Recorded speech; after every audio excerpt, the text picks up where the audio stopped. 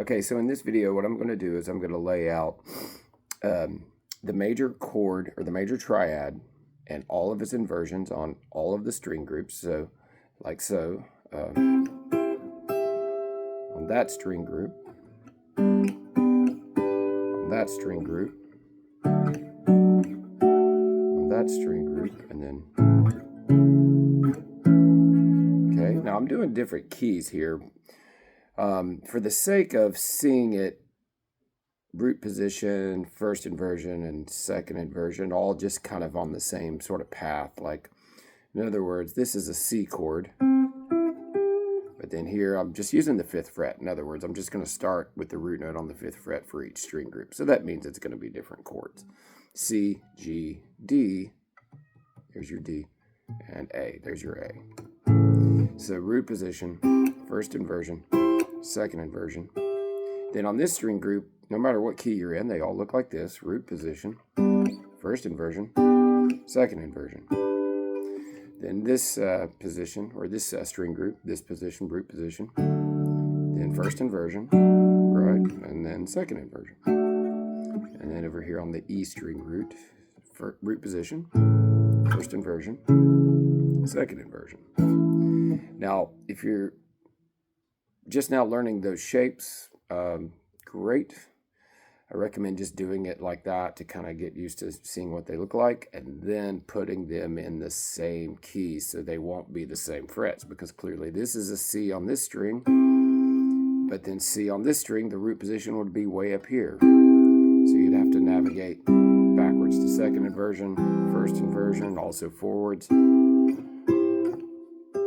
like so. So they're going to be in different frets if you keep them in the same key, which is obviously vital for playing fluidly across the fretboard with the same chord. So C here would be, and then C here would be. So root position, second inversion, first inversion, sorry, second inversion, chord. And so anyway, but that's a whole other video series. The purpose of today is to kind of just recap those, and now I'm going to list the pentatonic scale, major pentatonic scale shape that goes with each triad. So we have 3 shapes per string group, and we have 4 string groups, so that'll be 12 total shapes that I just illustrated. And then how do the 5 pentatonic scale patterns fit with each one? So if you're used to the caged terminology, this would be an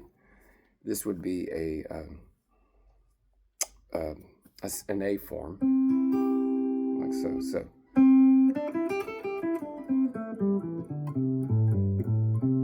most players are used to, if they're into this far into the guitar and navigating the different positions based on chord names, the A string here. You're used to launching from over here. So what you want to do is, most of the time when you're playing this stuff, you're in a song, you're in a groove, you're on stage or whatever, you're playing, and you want to play a little feel off of this chord. You need to practice playing the scale, from holding the chord, and so on. So watch, rinse, repeat for all of these. So first inversion on this string group will be an E form.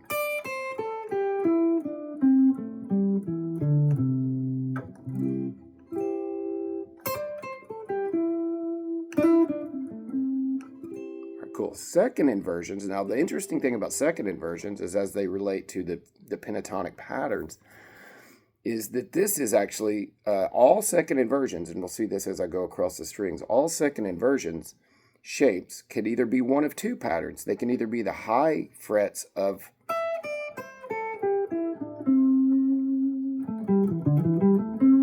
what's considered the D form of caged,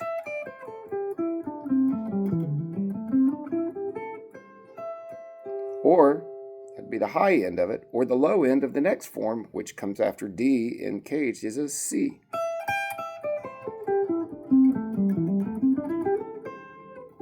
All right, cool. So that's it for this string group. We'll find on this next string group the same thing when I get to second inversion. It'll be 2 forms. So here we go. Root position on this string group, it's a G major chord, so that's going to be my E position.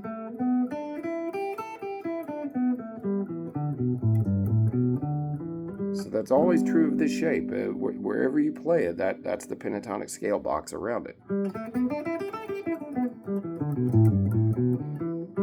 All right, great. So then if I go to first inversion, that'll be my C position. So here's the lower root, but here's where it is in your chord.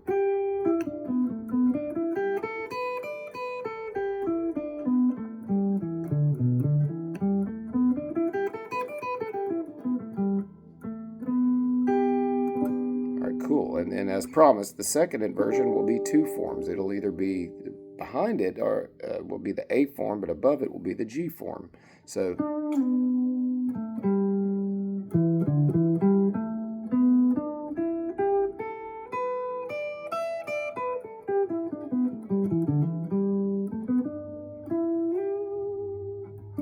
or here going above.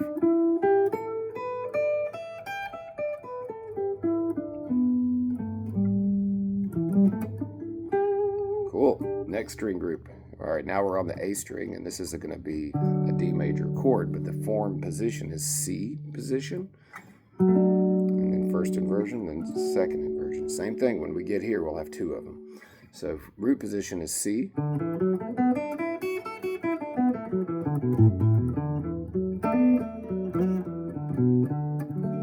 right, cool.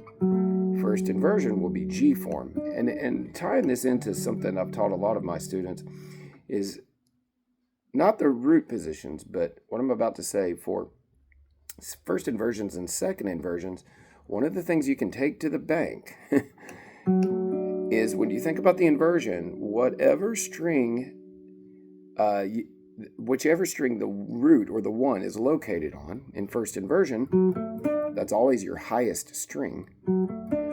The name of that string tells you the name of the form.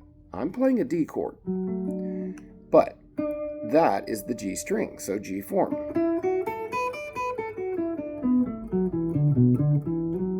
That's always true of first inversions and second inversions, even though second inversions can be two different positions. So like to illustrate, like back over here, if I go back to the C over here, first inversion, the root note was on the E string, so it'd be E form. Or if I look here at this first inversion on this string group, B string, well, there's no B in caged. There's no C string. So the B form, or the B string is paired with the C form in the caged system. So that's a little caveat, because you can't say the name of the string is the form because it's B, but it's the only letter in the word caged that doesn't have a string name, which is the C form. So B, C, they're paired up. So the B string equals C form.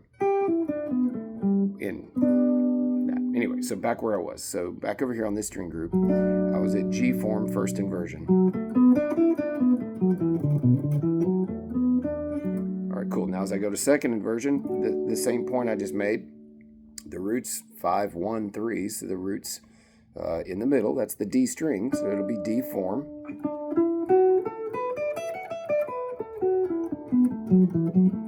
But it also clearly looks like an E shape, so it has two positions that swing either backwards or behind or in front of the shape. Cool, great. Last string group. This will be G form. And now here we go, first inversion. The root is 3, 5, 1. It's on the D string, so it'll be D form there. And then here, 5, 1, 3, the root is on the A string, so that'll be A form, but it also could be C form because it goes back, and I'll illustrate that. So here we go. Root position, G form.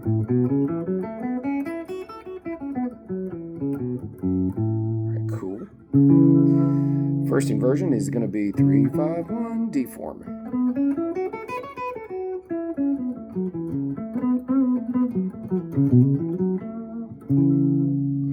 So D form, and then this will be A form if I go up.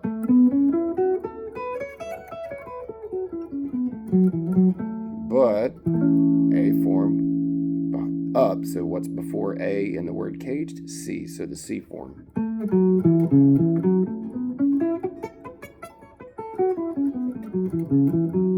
And there you have it.